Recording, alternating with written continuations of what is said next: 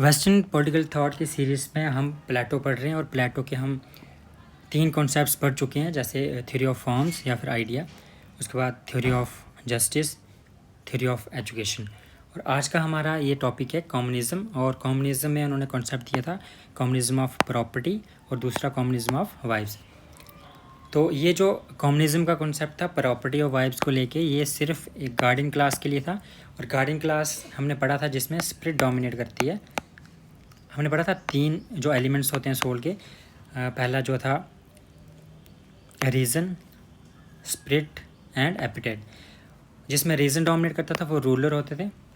उसके बाद जैसे प्लेटो का जो फिलोसफर किंग की बात की जाती है, जिनमें स्पिरिट डोमिनेट करती थी वो सोल्जर्स यानी गार्डियन क्लास, और जिनमें एपिटाइट होती थी वो फार्मर्स या फिर ट्रेडर्स। और जो इनमें जिनमें स्पिरिट डोमिनेट करती है जो सोल्जर क्लास है यानी गार्डियन क्लास है, इनके लिए ये कॉन्सेप्ट है communism of property and wives.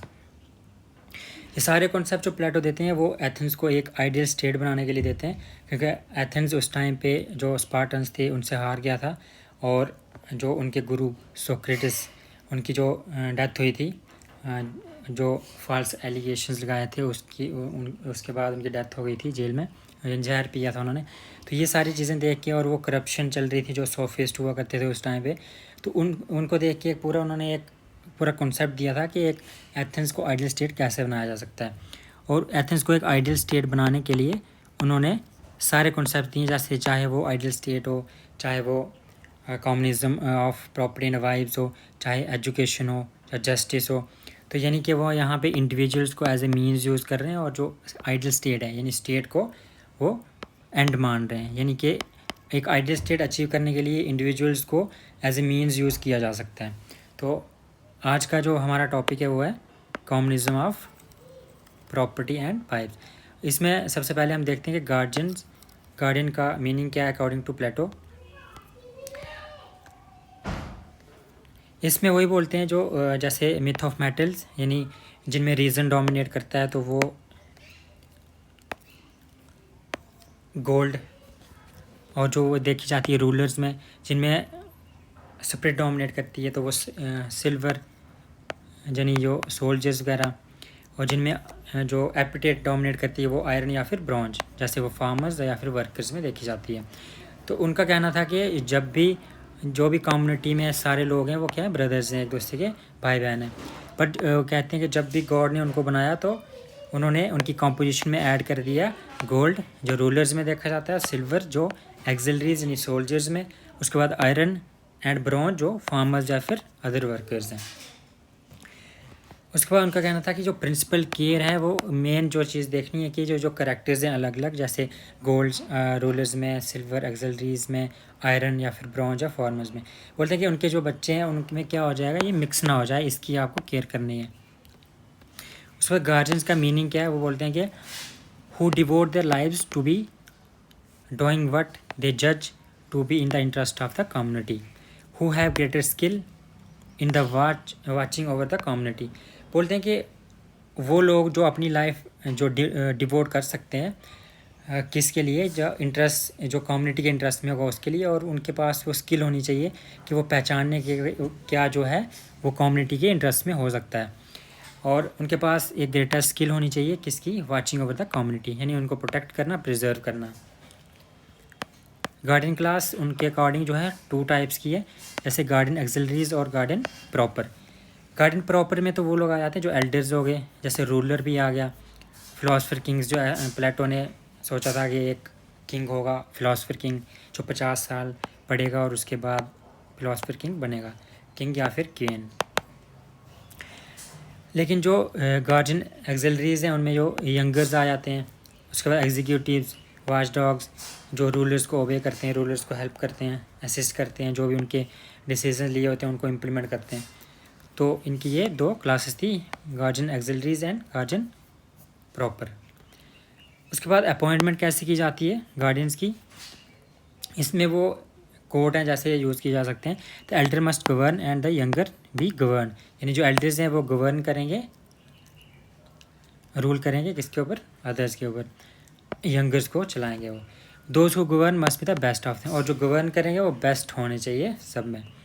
The best guardians कौन होंगे, we must pick those who have greater skill in watching over the community. Same चीज़ है, जो कम्युनिटी की केयर कर सकता है, उनके ऊपर देख सकता है उनके इंटरेस्ट में क्या है क्या नहीं है, ये पहचानने की जिसके पास स्किल होगी तो वो कौन होंगे, best guardians. Deepest affection is based on the identity of the interest when we feel that our own good and ill fortune is completely bound up with that of something else. We must choose from the among our guardians. कहाँ से चुनेंगे, आप खुद से ही, जो community है उनमें से ही चुने जाएंगे। चुनेगा कौन, जो एल्डर्स होंगे या जो समझदार होंगे, खुद ही चुनेंगे। Those who appear as to be the observation to be the most likely to devote their lives doing what they जज in the interest of the community. वही सेम चीज़, खुद ही कम्युनिटी के लोग चुनेंगे किसको, उनके अकॉर्डिंग जो सबसे ज़्यादा वाइस होंगे, समझदार होंगे, जो प्रोटेक्ट कर सकते हैं कम्युनिटी को, और जिनके पास वो स्किल होगी उनको प्रोटेक्ट करने की, प्रिजर्व करने की। We must choose only those who do not forget, जिन्हें याद रहती हैं वो इतने नहीं होने चाहिए उनको कुछ भी भूल जाए, है ना। तो आर नॉट ईजिली मिसलेड, जिनको कोई मिसलीड ना कर पाए, अपनी बातों में, किसी की बातों में ना आ पाए। We must see how they stand up to hard work and pain competitive trials, see if they are not easily biased. उसके बाद उनका ये आ गई डेफिनेशन और उनकी टाइप्स के गार्डन क्लास है क्या, उनको अपॉइंट कौन करेगा, ये देखा हमने। उसके बाद कितने टाइप्स की है। इसके बाद पहला जो उनका कॉन्सेप्ट था कम्युनिज्म है, कम्युनिज्म ऑफ प्रॉपर्टी। इसी को हम बोल सकते हैं कि जो लाइफस्टाइल क्या था गार्डन क्लास का। Beside being so educated they should be housed and their material needs provided for in a way that will not prevent them from excellent guardians, yet will not tempt them to prey upon the rest of the community. Shall have no private property beyond barest essentials. None of them shall possess dwelling house, stores. इसमें वो कहते हैं कि educated तो होने ही चाहिए, लेकिन इसके अलावा उनको एक अपने जो गवर्नमेंट के हाउसेस हैं उनमें रखा जाएगा। उनकी कोई प्राइवेट प्रॉपर्टी नहीं होगी, कोई प्राइवेट घर नहीं होगा उनको उतना ही दिया जाएगा जितनी उनकी जो बेरेस्ट जो एसेंशियल्स हैं, यानी बेयर मिनिमम नीड्स हैं, उसके अलावा उनको और कुछ नहीं दिया जाएगा। और उनका जो ड्वेलिंग हाउसेस होंगे, स्टोर्स होंगे, वो कॉमन होंगे सबके लिए, अलग से कोई प्राइवेट उनके लिए कोई प्रॉपर्टी नहीं होगी, घर नहीं होंगे। लेकिन वो खाना कैसे खाएंगे, खाना वो सारे मिलके जैसे मिलिट्री कैंप्स में खाते हैं, उनके लिए अलग से किचन्स होंगी, वहाँ पे इकट्ठे वो खाएंगे, जैसे मैस होती है सोल्जर्स की। Food to be provided by the other citizens, बाकी जो सिटीजन्स है वो देंगे उनको as an agreed wage for the duties, जो ड्यूटीज़ वो दे रहे हैं उनकी वेजेस के रूप में उनको जो खाना दिया जाएगा। और खाना कितना होगा, जो ना ही बहुत ज़्यादा होगा ना ही कम होगा, जो आने वाले साल अगर देखा जाए तो वही इतना होना चाहिए कि वो एनफ होना चाहिए उनकी नीड्स के लिए। Eat together in mess together like soldiers in the camp, जब सोल्जर्स कैंप में खाते और मैस में वैसे ही खाएंगे। No need of mortal and material gold silver, इन चीज़ों की ज़रूरत नहीं है, क्योंकि गॉड ने उनके हर्ट्स में, यानी उनके दिलों में ही गोल्ड और सिल्वर जो है वो भर के भेजा हुआ है। यानी गोल्ड और सिल्वर वो एक परमानेंट पोजेशन है, उनके पास परमानेंटली है, वो इनहेरेंट है, वो गॉड ने उनको दिया हुआ, इनेट है। तो उनको कोई ज्वेलरी वगैरह एक्स्ट्रा उनको लगाने की ज़रूरत नहीं है, ना उनको एक्यूमुलेट करने की। इसका रीज़न क्या देते हैं, क्यों ऐसा होना चाहिए, वो बोलते हैं कि इससे क्या पोल्यूट नहीं हो जाएंगे वो, अगर वो गोल्ड इकट्ठा करेंगे, अगर वो प्रॉपर्टी एक्वायर करेंगे तो वो क्या, वो फार्मर्स हो जाएंगे, वो गार्डन क्लास नहीं बचेगी, वो बिज़नेस करने शुरू हो जाएंगे, और इसकी वजह से डिस्प्यूट्स आएंगे, एक स्टेबिलिटी नहीं आएगी एक पूरी स्टेट में।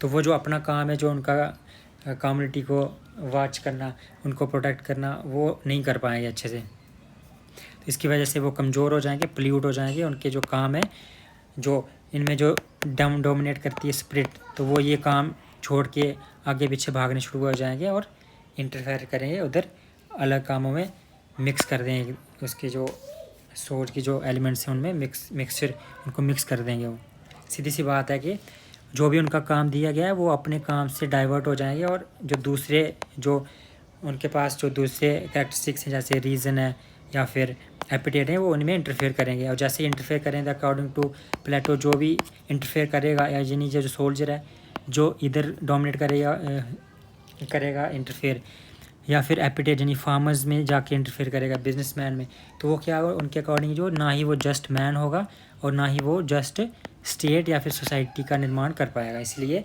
जो काम दिया गया, जो नेचुरली बेस्ट सूटेबल है उनके लिए, वो वही काम करेगा। इसी के लिए उन्होंने इसको बचाने के लिए उन्होंने यूज़ किया है इस कॉन्सेप्ट को। अगर उनके पास एक्स्ट्रा मनी नहीं होगा, ज़रूरत से ज़्यादा होगा नहीं, तो ना वो हॉलीडेज़ पे जाएंगे, ना ही वो एक्स्ट्रा जो खर्चा कर पाएंगे अपनी ज़रूरतों के अकॉर्डिंग, अपनी जो शौक होंगे। ये था कम्युनिज्म ऑफ प्रॉपर्टी। उसके बाद दूसरा आता है कम्युनिज्म ऑफ फैमिली, यानी वाइफ्स एंड चिल्ड्रन। इसमें वो कहते हैं कि ना ही पर्सनल स्पाउस होगा कोई, ना कोई अपने प्राइवेट घरों में रहेंगे अलग अलग, ना शादी करके, ना ही उनके जो बच्चे हैं वो होंगे। तो उसमें वो क्या कहते हैं कि man and women have qualified natural similarity without their roles as guardians, with their roles as guardians. पता है, अगर वो गार्डियंस का रोल प्ले कर रही हैं तो मेल और फीमेल जो है, मैन एंड वुमेन है, वो नेचुरली वो सिमिलर हैं, दोनों क्वालिफाइड हैं। तो इसलिए no natural differences between man and women as respect to their capabilities as guardians of the community. तो मेल और फीमेल की जो कैपेबिलिटीज़ हैं एज ए गार्डियंस, उनमें कोई डिफरेंसेस नहीं है, कोई भी डिस्क्रिमिनेशन नहीं होगी, वो एक जैसे ही ड्यूटी ओबे करेंगे, या ये सब कुछ उनको प्रॉपर बराबर मिलेगा। तो इसी को लेके इनको बोला जाता है कि वो मेल फीमेल की इक्वलिटी की बात करें, यानी कि वो फर्स्ट फेमिनिस्ट थे। लेकिन इसके बाद जो क्रिटिसिज्म होता है इनका, इनको वो बोलते हैं कि प्लेटो ने फीमेल्स को फ्री तो रखा है, यानी गार्डन क्लास में उनको एंट्री दी, सब कुछ बराबर दिया, लेकिन वो बोलते हैं ये सिर्फ प्लेटो ने एक आइडियल स्टेट को इस्टेब्लिश करने के लिए, ये फीमेल की जो पोटेंशियल थी उसको यूज़ करने के लिए उन्होंने दिया। वो असल में जो फेमिनिस्ट थे वो नहीं थे। ये उसमें हम बाद में पढ़ेंगे जब क्रिटिकल इवैल्यूएशन करेंगे। उसके बाद bald man and long haired man are apparently of opposite natures, should be allow bald man to be cobbler and long haired man to be our vice versa। ये सेम चीज़ वही बार बार बोलते हैं फ्रेजेस में।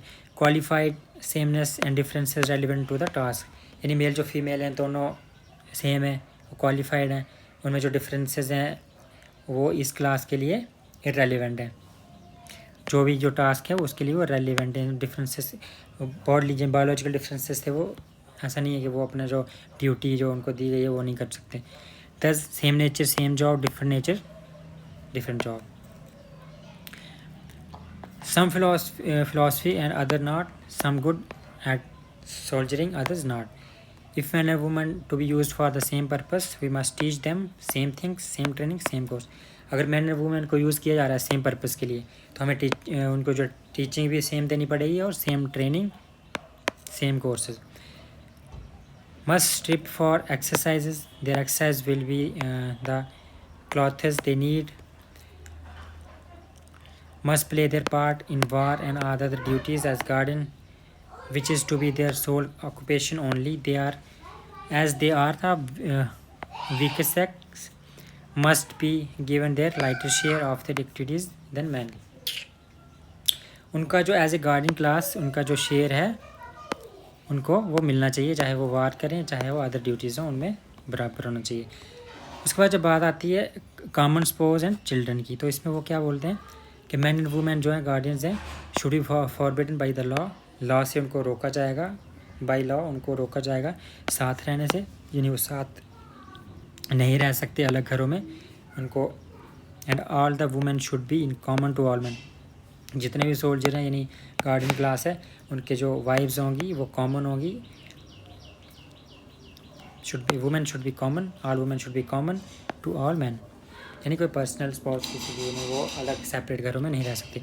Children should be held in common, no parent should know its children and child its parent.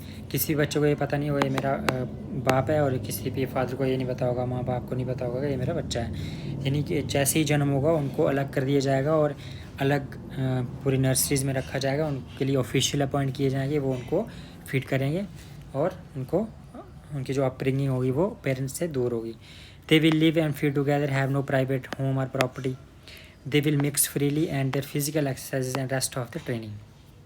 उसको regulated mating, as क्या दी हुई है रेगुलेट मेटिंग की एज उन्होंने बताया होगा कि must be in the prime, that is women क्या एज प्राइम बताया, वुमेन के लिए जो प्राइम एज है 20 to 40 ईयर्स, मैन के लिए 30 to 50। For reel pedigree, heard made, best of man with the best of the women. statutory festivals in which brides and bridegrooms will be brought together, sacred affairs, ऐसे festivals पे उनको एक साथ लाया जाएगा. System of drawing lots of to select inferior couples as seldom possible, as they blame the lords and not the rulers. Rulers to decide number of unions, keeping in mind the waste by the war and desire. जो rulers हैं वो decide करेंगे number of unions, कितनी unions होंगी वो ही decide करेंगे. उसके बाद एथिक्स टेकन केयर ऑफ. इसमें क्या होगा कि उन्होंने ये बोला होगा इस चीज़ का पूरा ध्यान रखा जाएगा कि जो भी no man should mate his daughter या फिर ग्रैंड डॉटर, जो भी अब जब बर्थ होगा किसी बच्चे का तो उसको पेरेंट्स से दूर किया जाएगा. लेकिन इसके साथ साथ इसका स्टेट इसका ध्यान रखेगी कि कोई भी जो डॉटर है या ग्रैंड डॉटर है इसके साथ मीटिंग ना हो जाए किसी बाप की, या मतलब फैमिली में ऐसी मीटिंग ना हो, इसका भी ध्यान रखा जाएगा.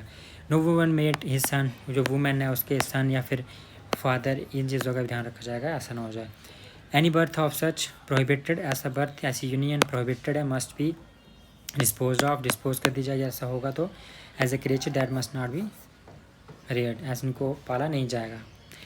द रूल ऑफ 7th और 10th month to distinguish the relations. Child care कैसे की जाएगी, जैसे जन्म होगा तो उसको अलग कर दिया जाएगा पेरेंट्स से, और उनके लिए जो ऑफिसर्स हैं वो अपॉइंट किए जाएंगे इस पर्पज़ के लिए. These are the better guardians to be taken of as nursery, और जो नर्सेज हैं उनके पास रखा जाएगा. जो इन्फीरियर गार्जियंस होंगे और अदर्स होंगे उनको क्या होगा, डिस्पोज कर दिया जाएगा. इसका भी क्रिटिसिज्म में हम लिख सकते हैं. Arrangement of suckling by bringing mothers to the nursery, mothers जो है उनको नर्सरी में लाया जाएगा time to time limited period के लिए, जो चिल्ड्रन है उनको फीड करने के लिए. All the sitting up of night hard work to be done by the nurses and attendance, जो नर्सेज होंगे अटेंडेंस होगी, ये सारा काम उनके द्वारा किया जाएगा. उन्होंने बोला वाई कम्युनिज्म, इसके पीछे कारण क्या है, जो economic grace accumulation of wealth ये नहीं होगी. पॉलिटिकल क्या है, पावर कंसंट्रेट नहीं होगी. सोशल, वुमेन जो है पब्लिक स्फीयर में काम कर सकती हैं, जो फैमिली का बर्डन होता है उससे उनको दूर रखा गया है. साइकोलॉजिकल डिस्ट्रैक्शन नहीं होगी. एजेनिक यानी बेटर प्रोजेनिक्स. क्वालिटी प्रोडक्शन इज पर द अनडिजायर्ड